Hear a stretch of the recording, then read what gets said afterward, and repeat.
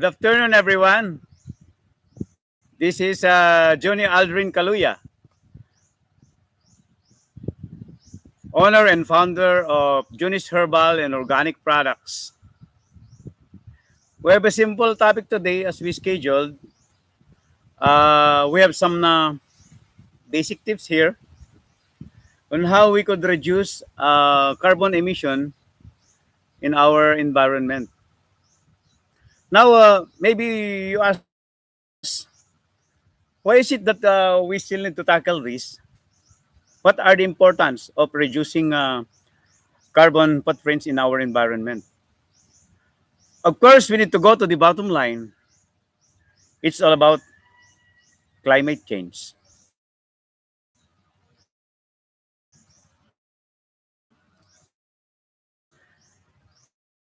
Long time ago, scientists are already aware about the climate change, about what's really happening in our environment, in our Earth, uh, regarding the melting of the ice in the North Pole and South Pole. And some of them predicted that by the year 2021 up to 2030,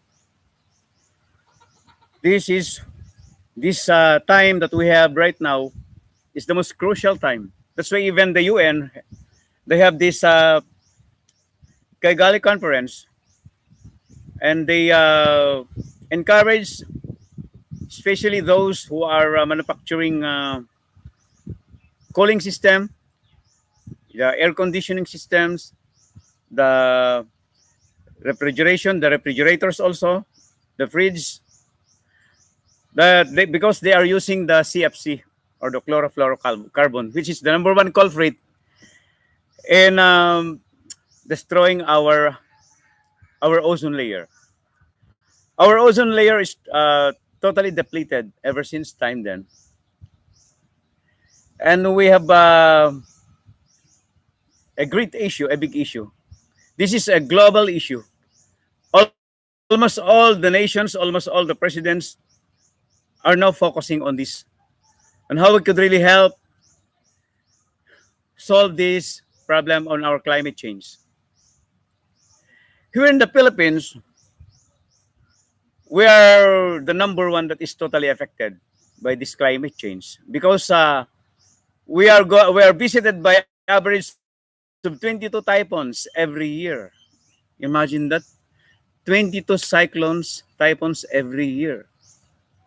Our place Apayao is just only 25 kilometers from the sea, from the eastern part of Cagayan. And when there is a typhoon in Cagayan, directly we're hit because we are very near from the seashore, from Pacific Ocean. And number one that devastated our livelihood here, our agricultural products here, because agriculture is our number one source of income here in Apayao. Not only in Apayao, but in the whole Philippines, because we're in a tropical country. So it's totally we are directly affected by this climate change. Look what happened to the Yolanda victims, Typhoon Yolanda in Leyte. And here last year, we are devastated by a flash flood. Imagine our place is already on the top of the hill, but this place that I am sitting is submerged with water. So how about those people on the lower land? You can just imagine that. And the level of the flood on the lower land in Cagayan is reached their rooftop, and many perish. I have a friend here, 200 meters from here. Uh, One of our friend here died because of that flash flood. He was carried away by a strong current and goes to the field and drowned there. That's why yours truly is also a part of my advocacy. A part of my advocacy as I am doing all my business, is to make it sure that wherever I go, I need to share this. I need to share this from within my heart. That bro, pastor, we need I need your help. All of us need to really have this to make this serious thing, the climate change. Of course, we are afraid of war, we are afraid of terrorism, we are afraid of so many things, pandemic, but the effect of climate change into our life, into this whole earth, is even greater and more dangerous than what's really happening right now in our pandemic times. Why? Of course, this is a global concern. According to our scientists, we have only 9 years to prepare to reduce our carbon emission up to 2029 or 2030. Because beyond that, if we don't stop what we are doing right now, it, the situation can be irreversible. You know, irreversible? It's just like a cancer. It's just like a stage 4 cancer. Okay? Wala nang solusyon sa Tagalog. Hopeless. But since we have still 9 years to prepare, and God gave us this knowledge, God gave us this environment, the trees, everything around us to take care of it. God is everything. The vegetation, the plants, the rivers, the oceans, the animals, to take care of it. God gave us all these things to take care of it, not to destroy it. Of course, a lot of people, some of people, they always, wala silang pakundangan sa pagsunog sa kabundukan. They go to the mountain and cut trees indiscriminately and use as charcoal. Illegal loggers, Carabao loggers, and then the mountain will erode and goes to us and suffer this flash flooding. This is the main reason why I was encouraged then 10 years ago, 15 years ago, I started my own way of really helping in reducing these carbon footprints in our environment. But it's very hard if I am alone. It is easier for us if we could really join together. Let us hold hands together. The LGUs, the leaders, the senators, the congressmen, the civic organizations, the pastors. If we could really help together, hand in hand, we will join as one rope. Of course, the rope is very strong because it has so many strands. But if you only one strand, you cannot. You don't have any strength at all. That's why this afternoon, I just want to call every single one's heart to take serious about this main problem right now that we are experiencing right now. But the climate change. I can compare this climate change just like a giant asteroid going towards the Earth at a very, very precise direction within 9 years. That you cannot deflect that very strong asteroid because that is already the perfect path of trajectory. For us, as human beings, God gave us knowledge and talents to see if there is a solution on it, to see if there is a way that we could really be deliver from this giant catastrophic event that will happen to us. So, of course, we will make solutions. All of us will be united. We will share our ideas. We will share the talent that God gave us. Because a blessing is not a blessing unless you share it. Hindi mo pwedeng itago na lang yung blessing sa'yo. It's not a blessing kung itatago mo lang siyang ganyan. Itatago mo lang yung ganyan, yung gem. So my brothers and sisters and friends, I just want to share to you some things that I am doing here in my place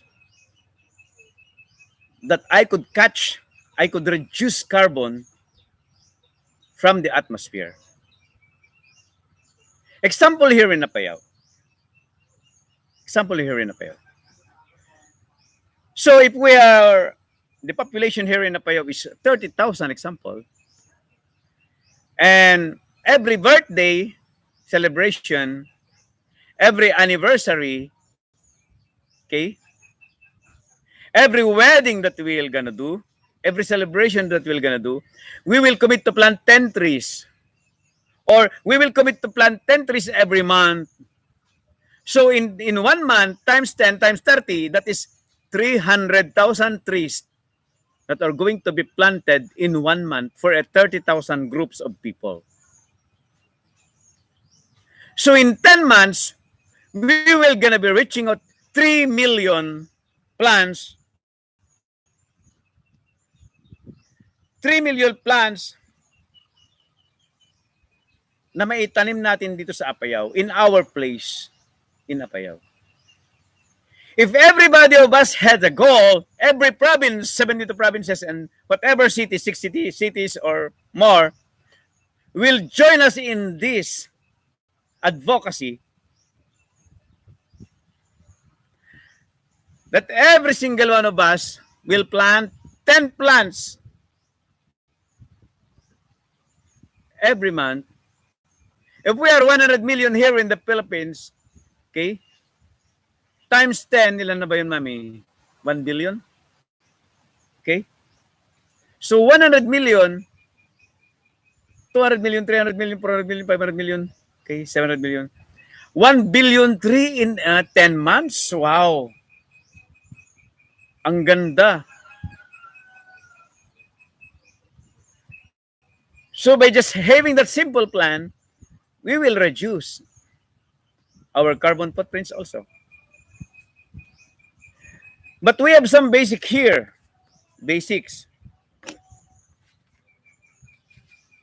In our transportation system globally, by using the fuel, our carbon emission sharing is about 27%, 28%. So transportation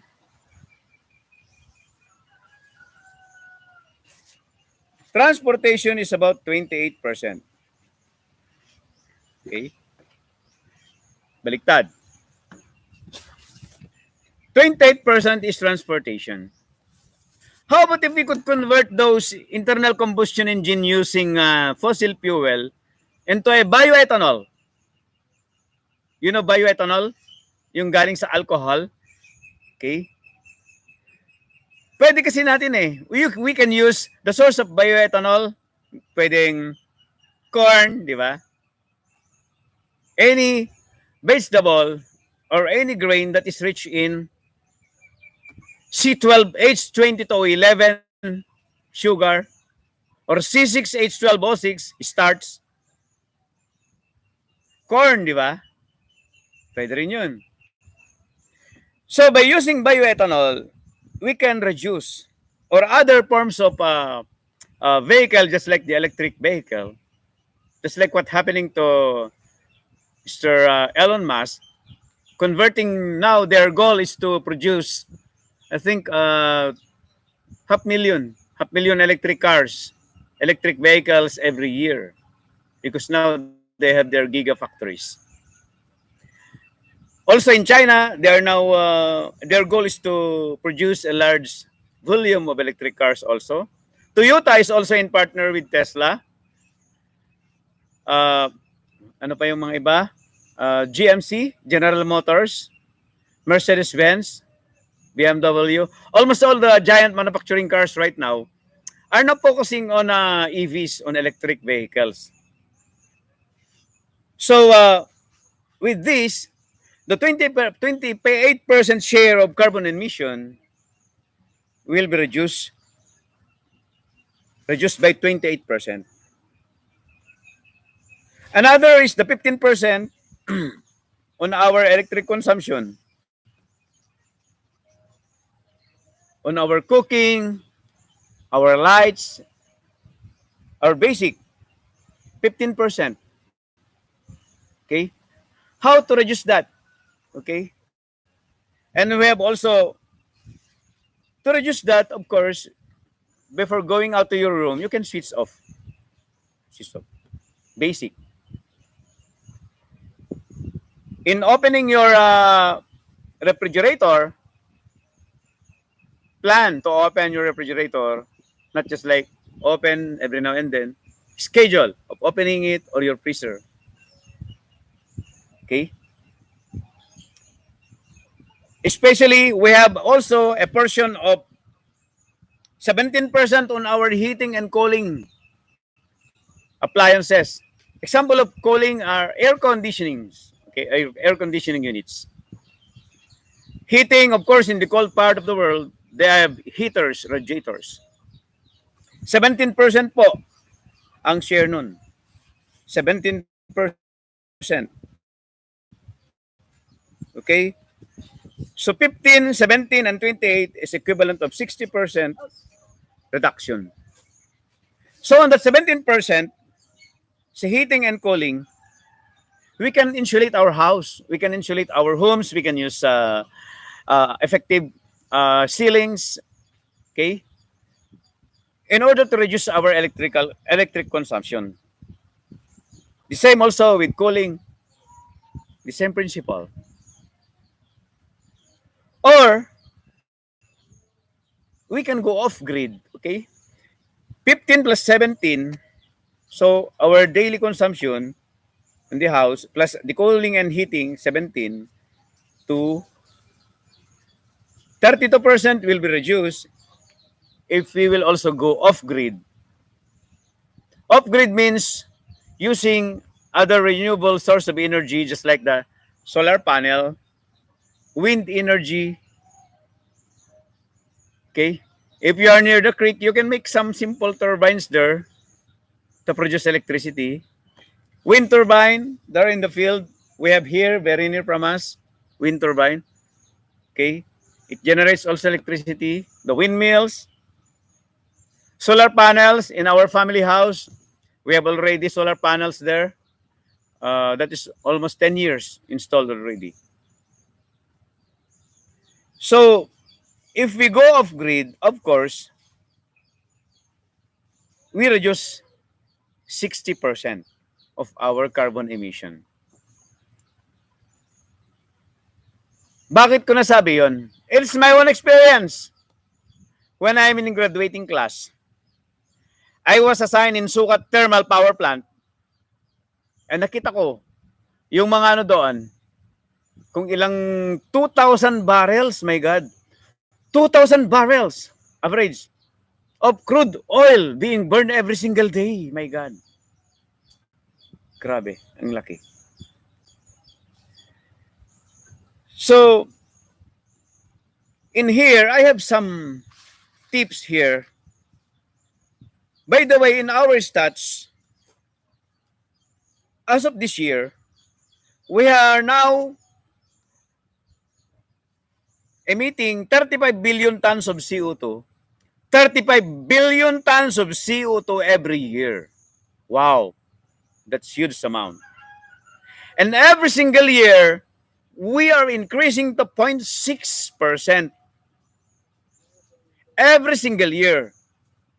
So by the year 2050, we're gonna reach 45 billion tons. 45 billion tons of carbon emission every year.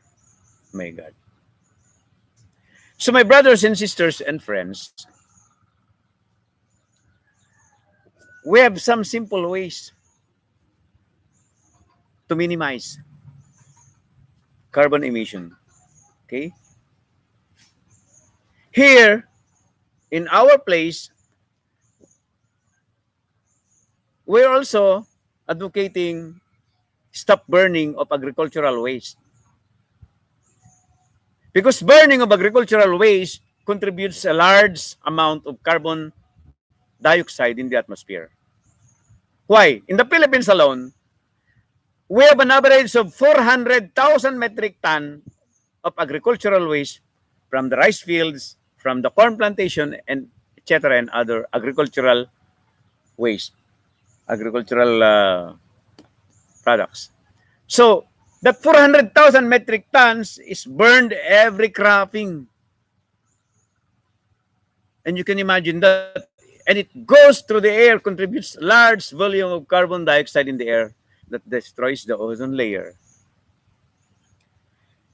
So our advocacy here is to recycle that by just having our vermibeds.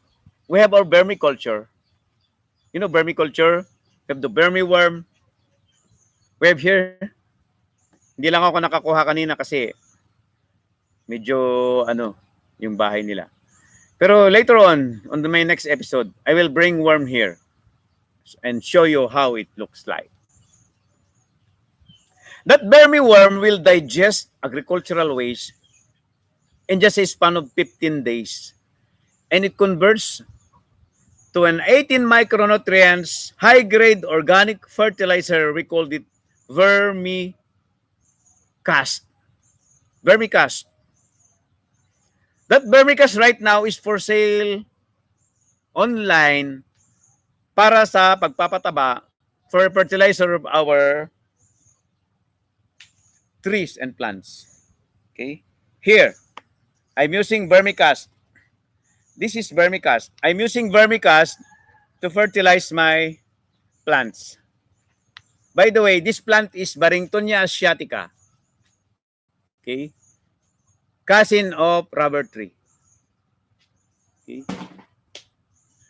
So, by converting those agricultural waste, 400,000 metric ton of agricultural waste into a organic fertilizer, we can save the earth. We can help save the earth. Why? We can use that fertilizer into the rice field, into the vegetable farms, instead of using the chemical fertilizers that contributes methane, everything in the atmosphere. We have also some things here that we are doing in the house. I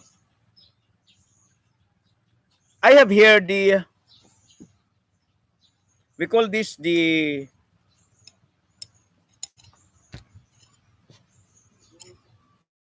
okay, we call this the photocatalytic powder or the TiO2.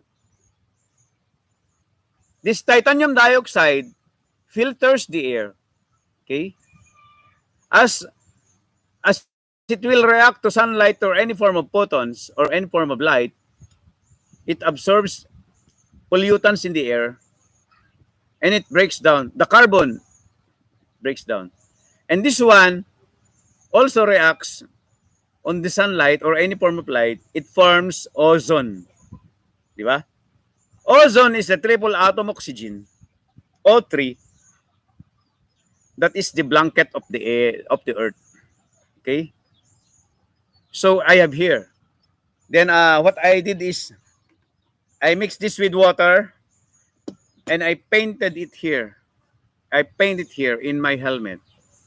So every time I use my helmet and it reacts with sunlight, it produces O3, ozone, O3. Okay? And at the same time, the ozone kills the viruses around me. 99.9% virus kill here around me. So as I use this helmet, I am a virus-free person. Okay, here around me. So I can also use this powder and mix with water also to make my herbal soap. I put some in my herbal soap, and this herbal soap becomes ozone producer herbal soap. Okay?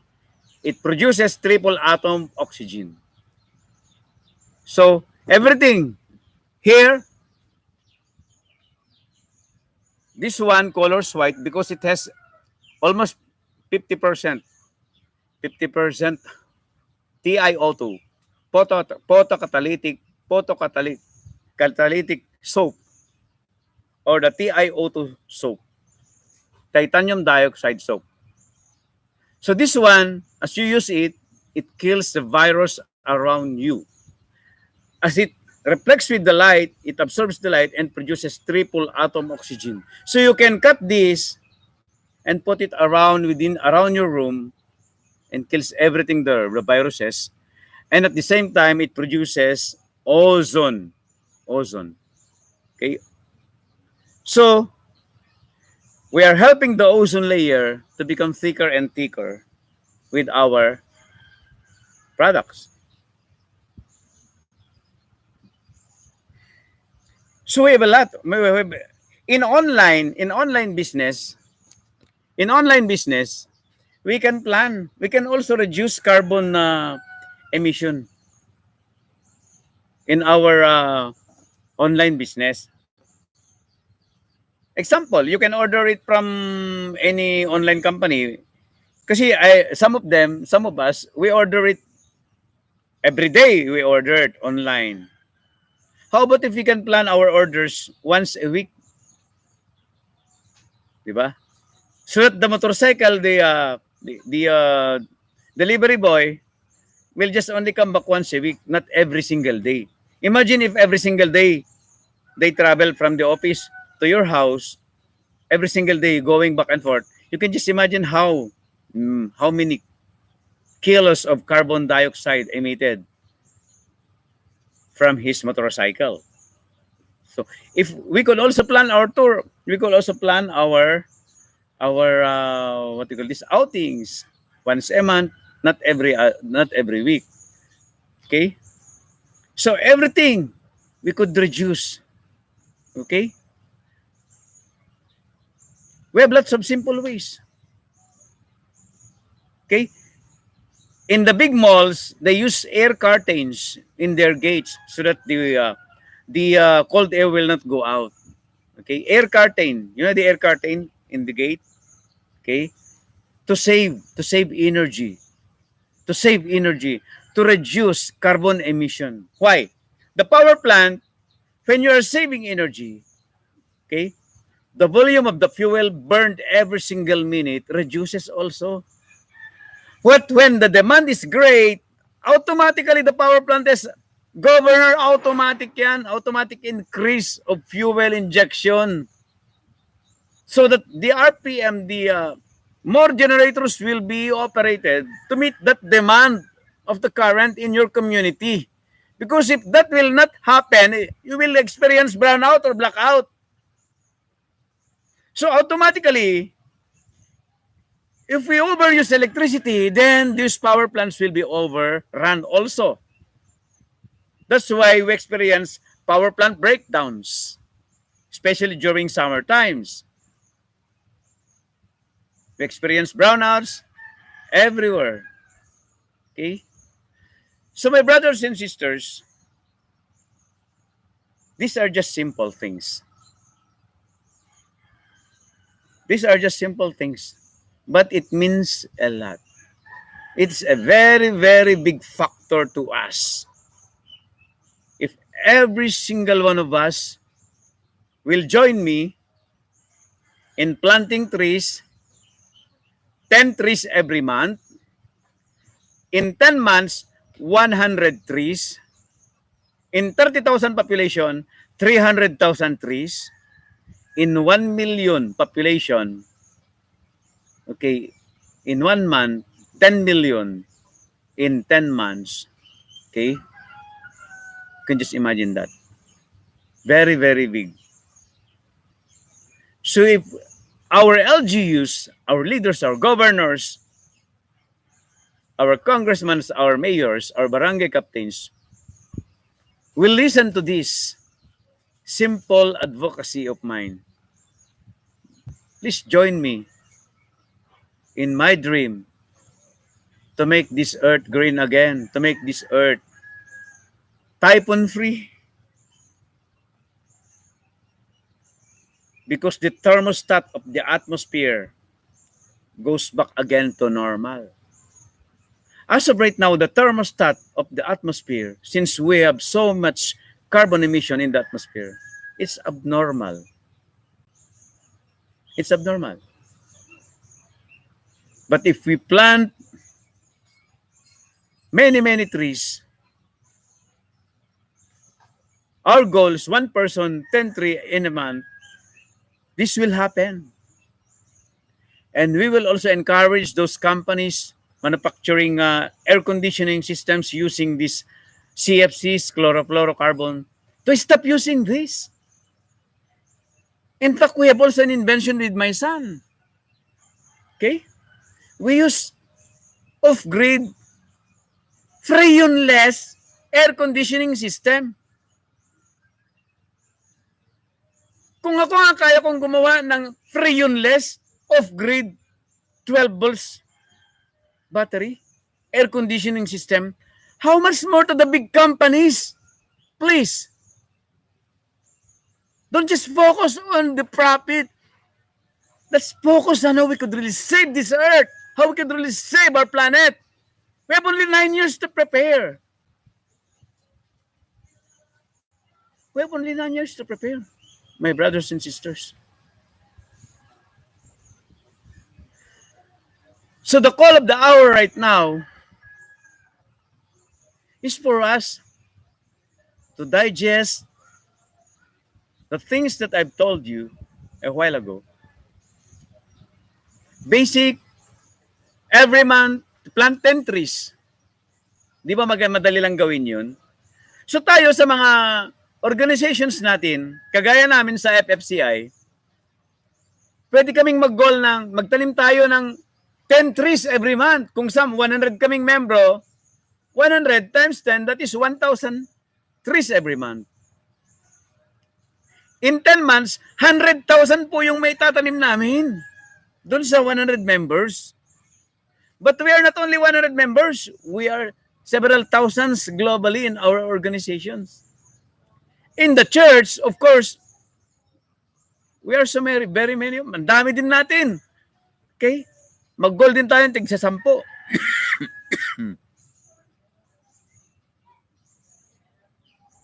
Okay? So thank you very much for listening, for a very, very simple explanations on us. How could really help reduce our carbon emissions.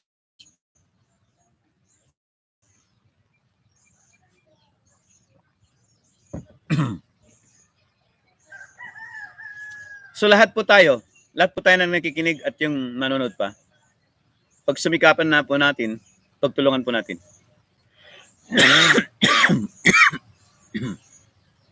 Pagsumikapan po natin na magawa ito,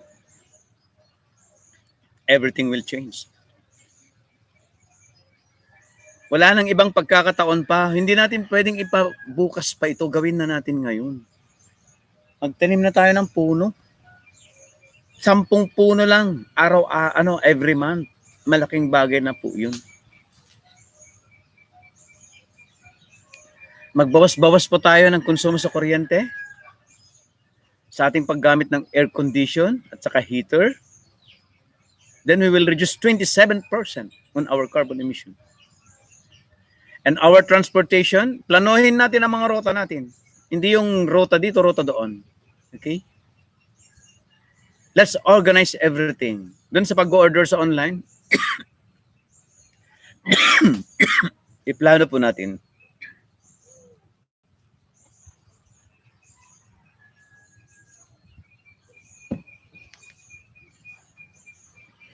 Maraming salamat po.